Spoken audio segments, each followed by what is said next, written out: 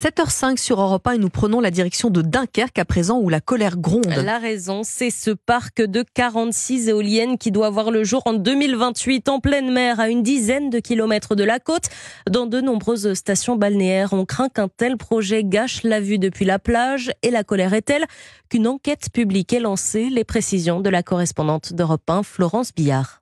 Un parc offshore installé à 10 km seulement des côtes pour les opposants au projet, c'est un choc visuel. Florent Collier est le président de l'association Vent debout. Parce qu'avec des éoliennes de 300 mètres de haut à 10 km de la plage, ça serait le premier site industriel éolien au monde avec des éoliennes aussi grandes et aussi proches de la plage. Et le deuxième point, c'est le fait qu'il soit également implanté dans une zone Natura 2000. Il y a une demande d'autorisation de destruction pour plus de 31 espèces protégées. Une pétition contre le parc éolien a déjà recueilli plus de 20 000 signatures, mais Florent Collier compte beaucoup sur l'enquête publique pour être entendu par le gouvernement. Il y a plus de 1000 personnes qui sont exprimées, sachant qu'en général, c'est à peu près une centaine sur ce type d'enquête publique. L'enquête publique se termine dans quelques jours. En Belgique, le gouvernement n'est pas favorable au projet, sauf à reculer de 5 km les éoliennes.